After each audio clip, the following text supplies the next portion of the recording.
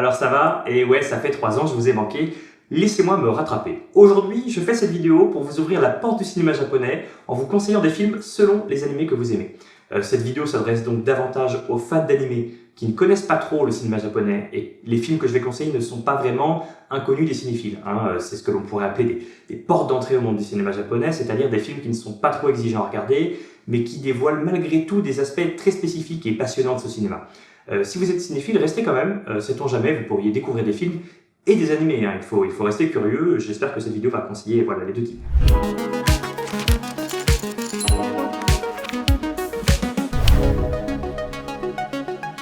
Bon, je ne commence pas avec un animé que je porte vraiment dans mon cœur, mais je sais y reconnaître des qualités. Or, justement, ces qualités sont aussi dans le film Fleur Pâle, et les défauts n'y sont pas. Pour être plus clair, l'attention folle et parfois érotique des jeux d'argent est là, mais sans l'hypersexualisation bizarre des héroïnes, très basée sur les bouches, et avec des personnages que je trouve beaucoup plus attachants. Dans Fleur Pâle, le personnage principal est un yakuza qui rencontre dans les maisons de jeu une femme qui veut parier plus. Il l'emmène alors dans une salle réservée aux grosses mises. Et oulala, je vais pas vous spoiler, mais quelle tension! Si vous aimez les prises de risque de l'héroïne de Gambling School, vous allez aussi trembler des situations dans lesquelles se met celle de Fleur Pâle. Le film, comme l'animé d'ailleurs, laisse un maximum d'espace aux parties de jeu d'argent, et heureusement, puisque ce sont clairement les meilleures séquences, avec une mise en scène qui s'attarde sur des longs jeux de regard entre les protagonistes. Et bien bon, je dois cependant vous dire que c'est un film de 1964, qu'il a quelques longueurs, notamment au début, et que ce n'est par conséquent certainement pas la meilleure porte d'entrée que j'évoquerai dans cette vidéo. D'ailleurs, je ne vous conseille pas de commencer par ce film-ci si vous n'avez jamais vu de film japonais, mais commencez par un autre et revenez à celui-ci plus tard.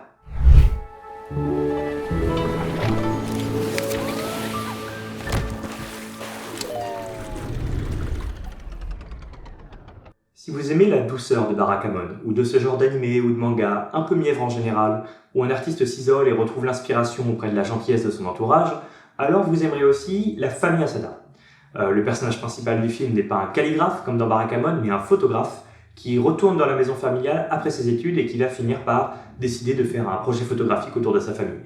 Pour être plus précis, il va réaliser les rêves de sa famille en photographie. C'est-à-dire que si le père rêvait d'être pompier, il va prendre la photo d'une famille en pompier. Si le frère rêvait d'être pilote de Formule 1, la famille va être prise en photo à un centre de Formule 1, etc., etc. Le film évolue un peu par la suite, mais je préfère vous laisser la surprise.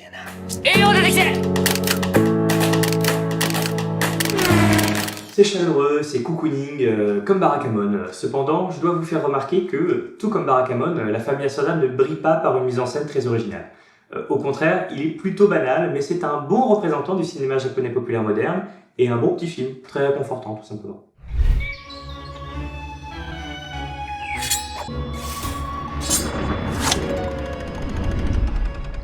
Sanjuro est la suite d'un autre film, Yojimbo, plutôt connu pour avoir été refait sous forme de western, puisque, pour ceux qui l'ignoraient, c'est le film à l'origine de Pour une poignée de dollars. Alors, le film que je conseille ici est la suite de Yojimbo. Pourquoi? Plusieurs raisons à cela. Déjà, le film est plus amusant et a mieux vieilli que le premier, et il est tout à fait possible de le comprendre sans avoir vu le premier, puisqu'ils ne sont pas liés par autre chose que le personnage principal. Mais, je parle, mais je n'ai toujours pas parlé du film.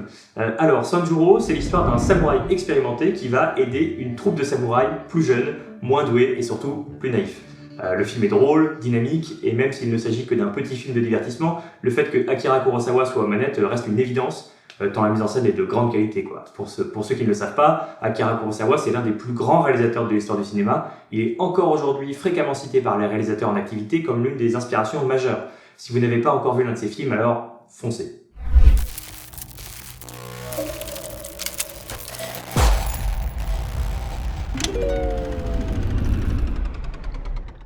Est-ce que vous aimez les histoires de voyage dans le temps un peu tordues comme dans Steins Gate? Eh ben, ça tombe bien parce que les histoires de boucles temporelles sont très à la mode dans le cinéma indépendant japonais moderne et quelques-uns de ces films nous sont parvenus en France. Je vous en conseille ici deux, Comme un lundi et En boucle. Alors, pour être tout à fait honnête, je n'ai pas revu Steins Gate depuis un long moment. Donc je ne suis pas sûr d'à quel point la comparaison se tient, mais je me souviens bien d'une chose, c'est que dans Steins Gate, on cherche à comprendre le fonctionnement même du voyage dans le temps pour se dépêtrer de la situation.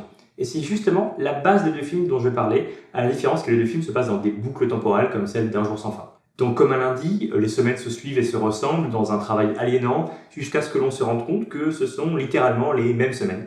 Le but est donc d'abord de faire comprendre à la hiérarchie qu'il y a une boucle, puis de comprendre pourquoi elle a commencé et comment en sortir. C'est drôle, c'est dynamique, bref, c'est l'exemple même du film didactique. Il est resté longtemps dans les salles de cinéma en France d'ailleurs, et maintenant il est en VOD et aussi pour ceux que ça intéresse en Blu-ray. Le second film, appelé En boucle, n'est pas encore sorti en France, au moment où je tourne cette vidéo en tout cas, mais il a déjà fait quelques festivals et il est censé bientôt sortir au cinéma. On y suit les employés et les clients d'une petite station thermale qui sont bloqués dans une boucle temporelle de 2 minutes seulement. Alors, le réalisateur avait déjà exploré l'idée dans son précédent film, Beyond Infinite 2 Minutes, mais de la vie générale, celui-ci est plus abouti, la promesse du concept est tenue et le film surprend de nombreuses reprises.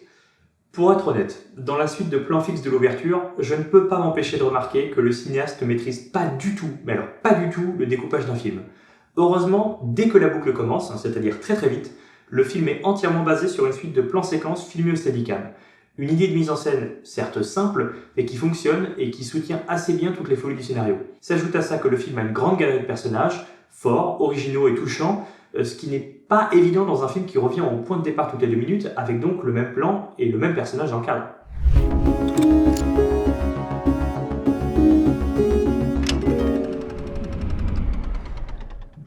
Est-ce que vous aimez Hikaru no Go?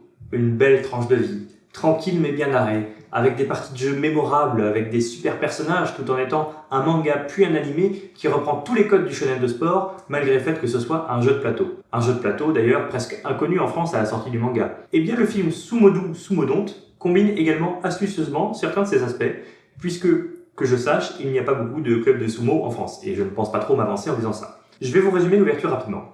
D'ailleurs, vous noterez que j'ai toujours pris soin de peu vous dévoiler l'intrigue pour maximiser vos chances de plaisir à la découverte. Personnellement, le spoil ne me dérange pas, mais je sais que ce n'est pas le cas pour certains, et je ne veux surtout pas vous décourager. Donc, Sumodu Sumodonte, c'est l'histoire d'un bel étudiant populaire qui, au moment de valider l'une des matières de son cursus, se retrouve face à un prof qui lui dit « PTDR, t'es qui? Jamais vu ta tête ?» Et c'est pas encore le Covid, donc il n'y a pas de raison. Bon, donc le héros il est choqué, il découvre que la technique de l'ami qui signe sa feuille de présence a ses limites. Heureusement pour lui, le professeur a envie de relancer le club de sumo, et je ne sais pas si vous connaissez le prix des universités au Japon, mais en gros il n'a pas le choix. Il relance le club pour avoir son année. Comme dans Hikaru no Go donc, il va partir de zéro, en étant un peu forcé, pour arriver dans les hauteurs d'une pratique à la fois très japonaise et très peu pratiquée au Japon même. Je fais une brève parenthèse. Si jamais vous n'avez jamais vu de film japonais, peut-être avez-vous une tête comme ça en tout cliché du genre les films japonais c'est des films méga longs où on regarde les fruits pousser dans un jardin pendant qu'il y a un vieux mec qui boit du thé en pensant à sa femme morte. Bon, alors sachez que déjà vous m'énervez, parce que c'est comme ceux qui disent que le cinéma français c'est des films de 3 heures en noir et blanc sur un bourgeois qui va dans sa maison de campagne pour chialer un coup. Bon, alors oui, des films comme ça il y en a, mais il faut jamais avoir regardé un programme de cinéma de sa vie pour penser que c'est représentatif du cinéma français. Bon, ce film-là, Sumodu Sumodonte, c'est pas exactement le film qui va battre en brèche vos idées reçues, parce que oui, c'est un peu lent, c'est pas ennuyant pour un sou, cependant, j'insiste là-dessus, et d'autant moins si vous regardez des animés de type tranche de vie comme Hikaru no Go. Je rappelle le principe de la vidéo, si vous aimez Hikaru no Go, vous aimerez ça, voilà, si vous n'aimez pas Hikaru no Go et les animés tranche de vie, bon bah alors, n'essayez pas de regarder Sumodu Sumodonte, suivez un peu, merde. Bon, je rajoute aux qualités du film que selon moi, Masaaki Suo est l'un des plus grands maîtres japonais de la mise en scène et qu'il est trop souvent oublié puisque, à part en achetant le Blu-ray du film dont je viens de parler, je ne sais pas trop comment vous pouvez regarder ce film en France. Heureusement d'ailleurs qu'il existe cette superbe édition Blu-ray de Spectrum Film avec un autre de ses films dedans, presque tout aussi génial. Cette vidéo n'est pas sponsorisée, avec le nombre d'abonnés que j'ai de toute manière, c'est impossible. Sachez cependant que je mets les liens de visionnage légaux et les Blu-ray des films dont j'ai parlé en description, du moins lorsque je les ai trouvés. Pour en revenir à notre sujet, le film de Masaaki Suo ne fait pas preuve de lenteur mais de tendresse, et si le point de départ du scénario est absurde, c'est seulement pour permettre au film de faire exister une grande diversité de façons d'explorer le sumo et d'explorer ses émotions, tout en envisageant le club entier comme le héros du film. Il efface rapidement le premier personnage principal pour n'en faire que l'un des rouages de cette dynamique de groupe. Sans surprise, le film a été un immense succès au Japon et il clôt merveilleusement la suite de conseils de cette vidéo. Et ça y est, c'est la fin. Dites-moi si ça vous a plu, puisque j'aimerais continuer ce genre de format. Personnellement, je serais intéressé par l'idée de faire une vidéo de ce type, mais sur un autre cinéma que le cinéma japonais, français, coréen, argentin, que sais-je. Sur ce, bon visionnage.